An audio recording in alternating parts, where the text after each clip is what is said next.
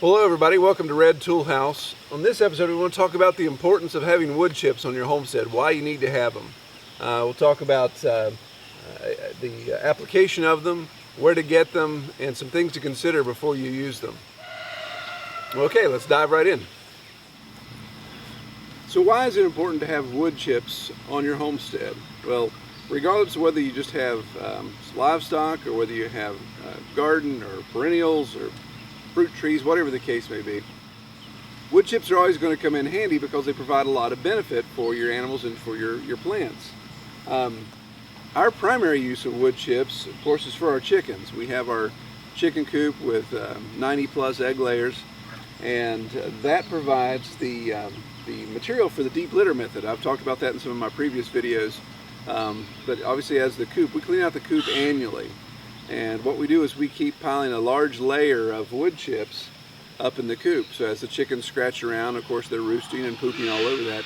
They're providing tons of nitrogen and ammonia and that, the harsh smell of their manure. They're putting it in this dense carbon material. So that nitrogen and carbon are mixing, breaking down, so it eliminates the smell, keeps the flies down, of course, keeps the chickens active because they're in there even on a rainy day, they're in there scratching around. But it mixes all that up, so they become like the first stage in compost generators. They dig around and take care of that. And you can even see back here, this is this spring's compost pile. This is the wood chips from this spring, where we cleaned out the chicken coop from the previous year. And it's really good stuff. It's breaking down great. And by next spring for garden time, that'll be a nice big pile of compost that we'll be able to use. So it has a really good benefit there. Well, also you can use it around your plants. We use the back to Eden method, or there's different terms for it, but basically just thick mulch gardening. We have it around our tomato plants, we have it around our apple trees, fruit trees, around our blueberry bushes.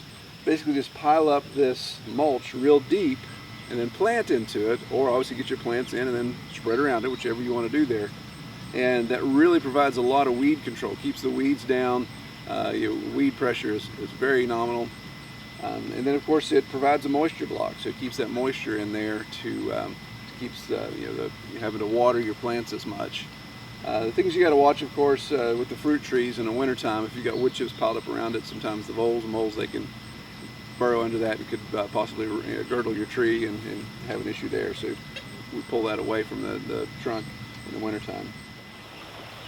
So where do you get wood chips? That would probably be the obvious question. Well, of course you can buy them. There's a lot of garden centers that provide that by the cubic yard. They probably load it.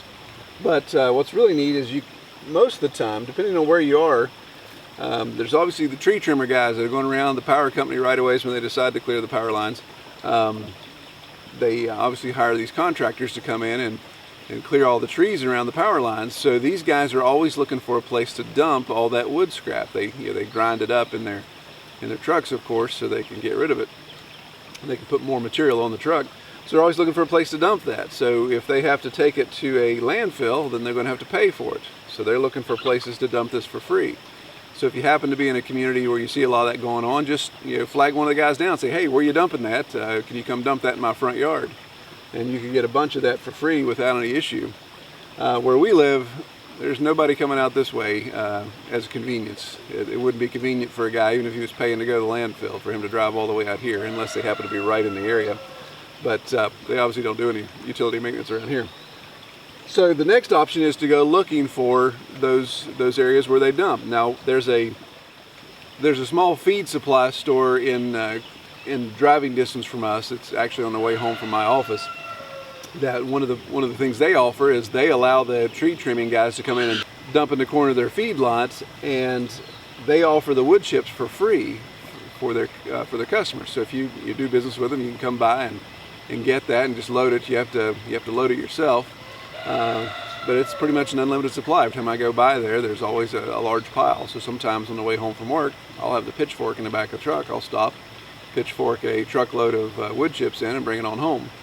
Now this pile is, I like this pile. This is the one we just created here recently, and it's got much smaller chips. That's the other issue with the tree trimmer guys. They are using those big trimmers. You can see the chip size difference here. So we've got, you know, something that big versus, you know, something that big. So you know, in the chicken coop, this is a little bit too big. I mean, it still works, but it's a little bit bigger than I like. I like it to be a little bit more manageable, something they could stir around easy. So what we were able to do in this situation, I was able to borrow a DR PTO driven chipper from a client of ours and give it a try. So I've had it for a week, just trying it out, and we'll get into that in a little more detail here in a second as to how it works and showing how that works. But it did a really good job. So there's some specific trees that we wanted to chip up. This is a lot of this is pine here because I like the pine, how it reacts with the chicken manure. It seems to do a better job. So of course you can look around. If you can't find a tree trimmer to dump in your yard, you can't find a free source, and of course you don't have the opportunity to borrow something, a chipper, then of course you can always rent them. Most rental stores, you can rent the huge diesel powered Vermeers and those types. Those of course do a great job. Obviously an outlay of cash there, but if you really need some wood chips, then that's an option as well. One thing to look out for if you're going to get tree trimming wood chips from people that trim in right-of-ways, or you found a source from a tree trimming company, just watch putting that around your fruit trees if you don't really know where that source is. Because you can imagine if somebody calls in a tree trimming company in the yard and say, hey, can you come to my house? I have this diseased apple tree, or this diseased crab apple, or whatever tree, and it's diseased, and they're cutting that down, all that diseased wood, and they're shredding it, and then you get it, and then you put it around your fruit trees, then there's a chance you're going to propagate that disease in your own orchard. So obviously be wary of that. I don't put wood chips around my apple trees unless I've produced them on farm. So that's an opportunity there to get good chips. Okay, the game plan today is to take down a couple trees, and we're going to use those trees for milling. So this will be some lumber for the barn, do some dimensional stuff, and do some siding. We got a pine and a poplar we're going to take down. But we're also going to take the time to use the chipper, the wood chipper, to chip up a lot of the branches and some of the smaller stuff, because we use wood chips in a lot of areas on the farm. We use it in the chicken coop, we use it in the garden, use it in landscaping, of course, use it in the blueberry patch and the orchard, all those type of things. So we like to have as many big pile of wood chips while we have the chipper in our possession. So the trees we're going to take down today, got this big Virginia pine behind me here, and it's it's kind of gnarly looking, but there's still some decent material in it to be able to mill. And then right behind that is a poplar we're going to take down. So this is all part of our attempt to clear some of this land. This is pig pasture I'm standing on. That's why you kind of see this rough ground here. So this is where the pigs hang out. So again, just by taking these trees down, we're clearing some land, allowing some pasture to come in and get some grass going. So that'll be our plan right now.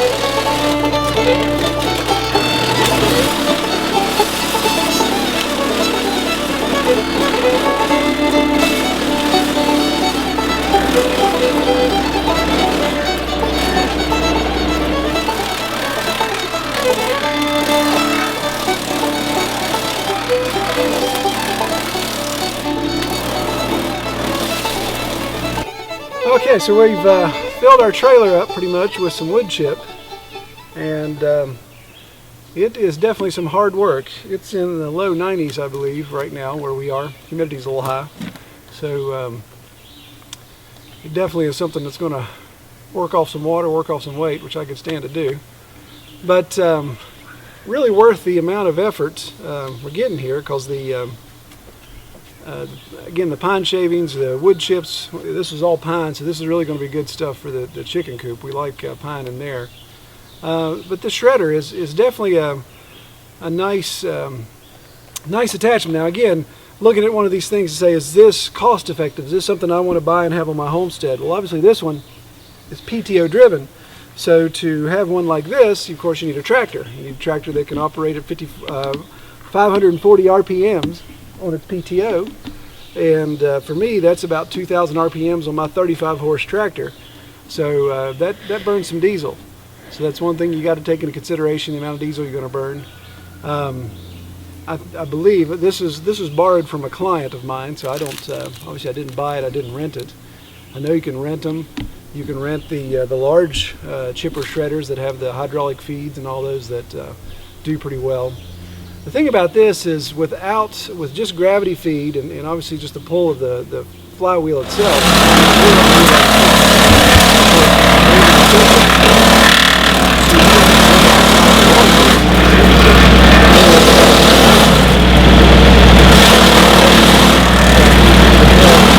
this limb right here with this Y on it, that's obviously going to be an issue, because by the time it gets to that choke down point may be skinnier than this Y is before this gets to the shredder.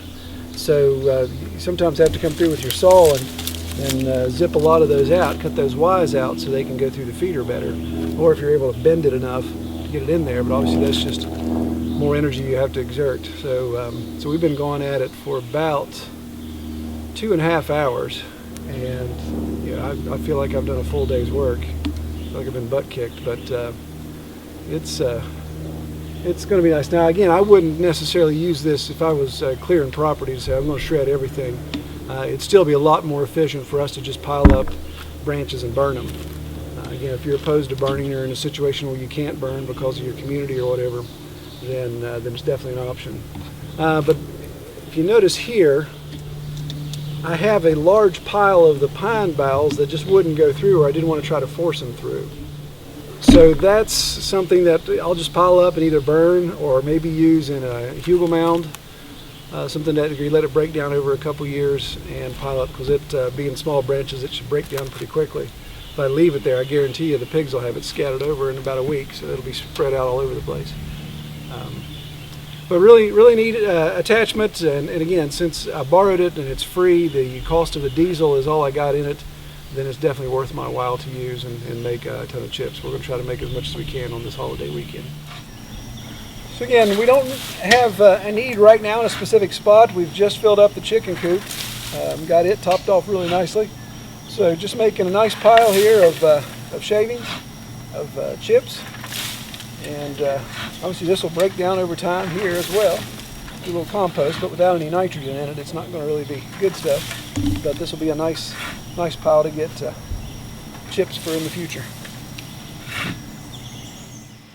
Well, I hope that information was helpful and you decided to get some wood chips on your homestead, or you're already using them, and maybe give them some ideas of some additional use. If you have any questions or comments, please leave them below. I've been trying to answer every single comment posted. I appreciate all the feedback we've been getting. Give us a thumbs up if you like the video. I want to announce our winner for June's prize. Obviously, as we're shooting this, it's July, so I need to announce our drawing winner for June. June went, the prize was the chicken nipples, and the lucky winner of the chicken nipples is David K. of Siloam Springs, Arkansas. So have fun with your nipples, David. We'll be sending those shortly. Our gift for July, we got a new shipment of hats in, so our gift for July will be a Red Tool House hat, and of course it won't be a dirty one, it'll be a clean one. It will not have touched my head. So we'll be sending that out to our July winner. So if you want to know what that's all about, just go to the website, redtoolhouse.com. Down at the bottom, big button there to sign up for our e-newsletter, and that just lets you know what's going on here at the farm. And then of course we draw from that randomly and pick a winner for each month's prize. I also wanted to announce that we are returning to Polyface Farm. We're going back to Joel Salatin's farm in a couple weeks. and this is actually a business trip for me, so it's kind of cool. Again, we're business and homesteading stuff aligned, but we're going back. We're going to be taking the paid tour, where we go and kind of have an intimate look at all the different areas. So I'll be taking the camera, be able to document there. So if anyone has any questions, or they say, hey Troy, since you're going, would you mind looking at Joel's X, or look at this, or show us how he does that? I've already got one request to look over the processing room, the back porch area there more, so I'll be sure to document that better. So feel free to leave a comment, or just use our contact form on the website to send a question or request as to what you'd like to see while we're there.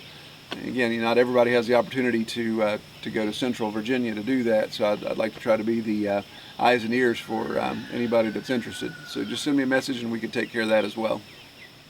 Well, also, I just want to take this time to say I am just humbled by all the people that watch the videos. It's really neat to see the volume increase, the watch time, the amount of people watching, the comments, and then the subscriptions. I'm humbled by the fact that there's now over 2,000 people that subscribe and actually want to watch me ramble on for 20 to 30 minutes. So I appreciate that.